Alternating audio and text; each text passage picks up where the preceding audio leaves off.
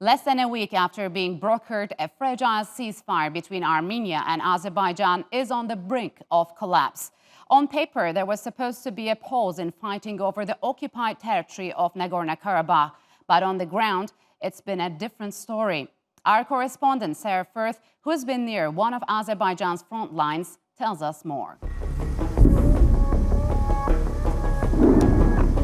The heavy thud of missiles landing sounds constantly in the background here in Terter, a town in Azerbaijan just a few kilometers from the front line.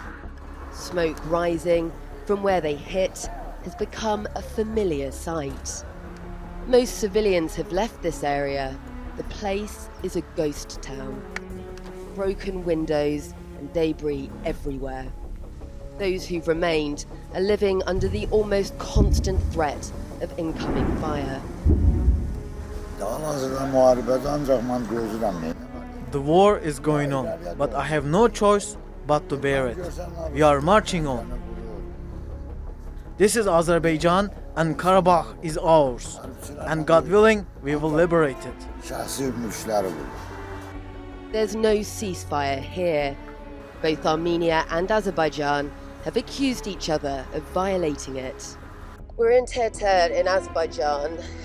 We're just going now to an area quite close to the front line. The ceasefire isn't holding here, and we've heard the sounds of exchanges of fire throughout the morning. So we're just going now to see if we can see what's happening closer to the front. On the ground, the fighting has escalated.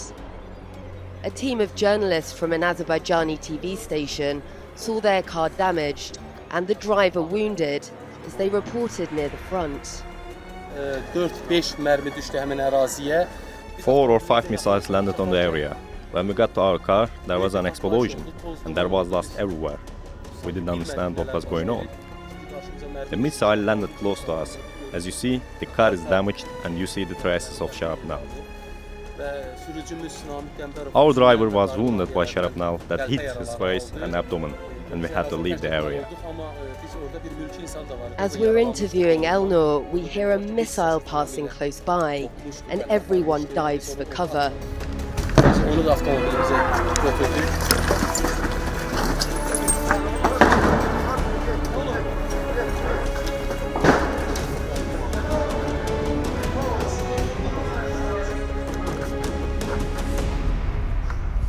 The dispute between Armenia and Azerbaijan over Nagorno-Karabakh is decades old. Farid Shafiyev tells us why the conflict has escalated now. Yeah, it probably has to do with the current Armenian Prime Minister, because he was elected 2 years ago, as you know, and there were hopes that his government, his political party will be more constructive in the negotiations, and that there will be some possibility for peace. But he disappointed, actually, many observers.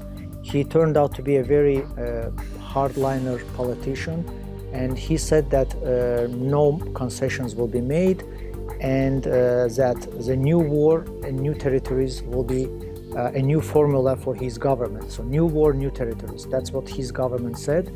I think there's a chance for peace talks to resume, and Azerbaijan has put forward one condition. Condition is that we want to see exact schedule of withdrawal of Armenian troops in order for peace or ceasefire to work out. There's been mention of renewed peace talks, but Moscow, which is playing mediator between both sides, says that will only happen if there's a total ceasefire. On this front line at least, right now, it appears to be full-blown war. And, as ever, it's civilians on both sides of this decades-old conflict who are paying the price. Sarah Firth, Straight Talk. And joining me now from Baku is Farid Shafiyev, who is the chairman of the Center of Analysis of International Relations and Azerbaijan's former ambassador to Canada. And from Istanbul, Idil Tuncer Kilavuz, who is an associate professor of political science at Istanbul Medeniyet University. Idil, Farid, welcome to Straight Talk. It's good to have you on the program. Despite the backlash from Western powers and calls for immediate ceasefire, Armenia, in a latest round of attacks, shelled the Azerbaijani city of Tartar, killing at least 3 civilians and wounding more. So, Farid, where is this fighting headed? Yes, unfortunately, despite the obvious situation that Azerbaijan is fighting for its own territory, internationally recognized territory, which is occupied now for 26 years, unfortunately, we have biased Western coverage of the conflict. Azerbaijan is responding to military provocations by Armenia. We see constant shelling of our civilians beyond the front line. For example, you mentioned Tartar, but a few days ago, the Armenian armed forces sent missiles to second largest Azerbaijani city, Ganja, Yes. the civilian residential house. So we see this constant provocation. And by the way, today also the rocket was launched towards Nakhichevan. Thanks God, I mean, no one was injured. But we definitely see the attempts by Armenian side to expand the military theater and also draw the third side to the conflict. That's, I think, the goal. Yeah, so Idil, what kind of diplomatic pressure would it take for Armenia to take a heed on the international calls to abide by the ceasefire? And what do you make of Armenia's aggression? So this conflict has been continuing for so long. It's almost like 30 years.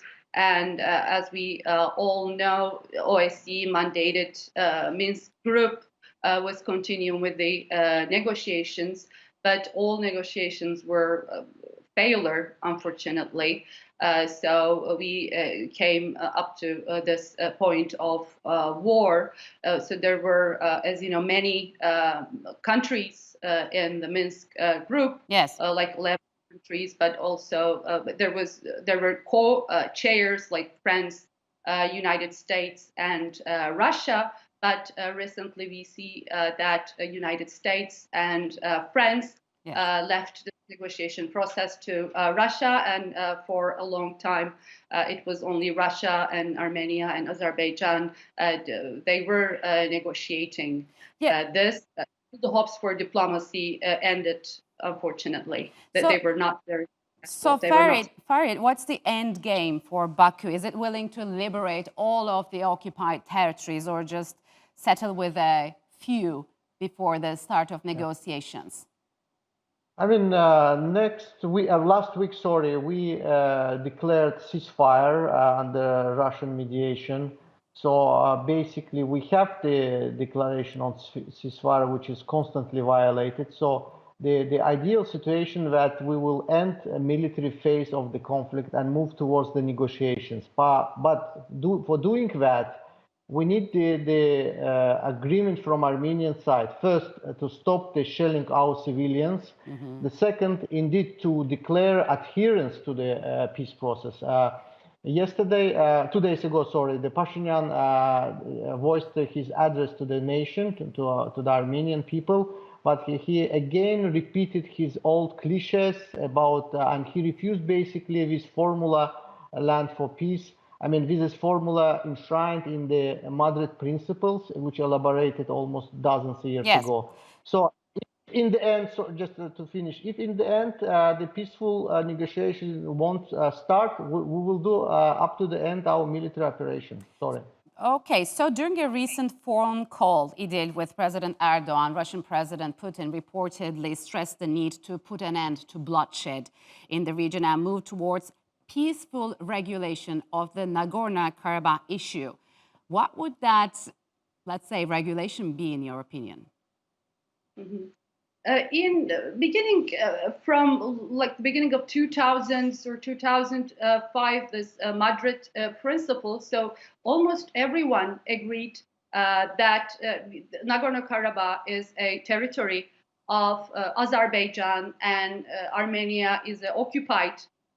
For this, Armenians are occupying the 7 rayons around Nagorno-Karabakh, and they should immediately withdraw from this 7 regions. And also, they were talking about this displaced Azerbaijanis must return back to Nagorno-Karabakh and in this occupied territories to their homes, and there should be some kind of a referendum after this process ended.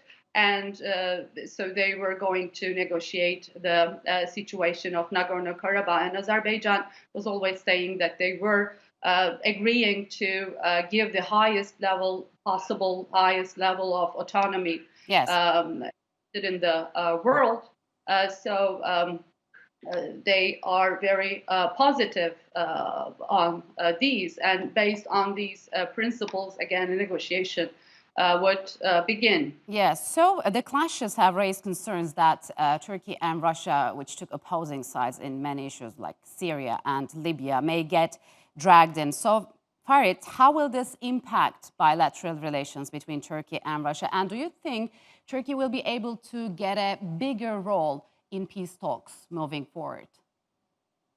I think I would like to express firmly that Azerbaijan would like to have peace as soon as possible. That's the first. With regard to Turkey and Russian role in the region, I mean, for 26 years we had negotiations, even more, 28 years, with Russia, France, and United States with no positive results. So definitely, I think Turkey should come to the table, or in another form should participate, and probably already participate in the region. We've seen that also the 3 countries of the Minsk group co-chairs, France, United States, and Russia, they have large Armenian diaspora negatively influencing the outcome. The French President Macron, he expressed support to Armenia, so it's not up to the mediator to express the side with one side. Russia's so far role was I would say, constructive, though we know that Russia has military base in Armenia and supplies weapons, etc.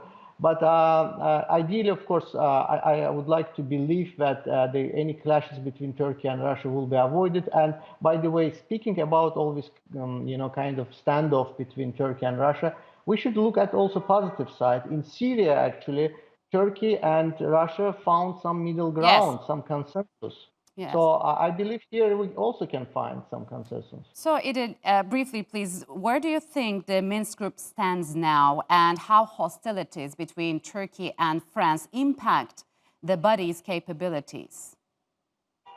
When we look at this history of this peace process, Minsk group, I think that France and United States left this conflict to Russia, actually. So they are not showing a lot of interest. They didn't do anything for so long. So they are not showing a high level of interest to the conflict. And I think in terms of the relations between Russia and Turkey, I agree that although they might have some differences, they are finding a way to solve their problems and some kind of a common ground to solve conflicts. So they can work on this issue as well together. Yes, I understand. So, Farid, are you hopeful that peace that could satisfy both sides would be achieved in the midterm? Well, with current rhetoric which we hear from Armenian side, I'm not so hopeful. But sooner or later, I think, yes, every war ends with peace, and the international law on the Azerbaijani side we would like to finish the military stage or the phase of the conflict and move into political dialogue. But for that to happen, it's indeed Armenia should reverse its policy, occupational policy, and withdraw troops from our territory. So far, speaking frankly, I don't hear positive messages from Yerevan. All right, we'll be closely watching developments as they unfold. Thank you very much for joining us on Straight Talk. Thank you.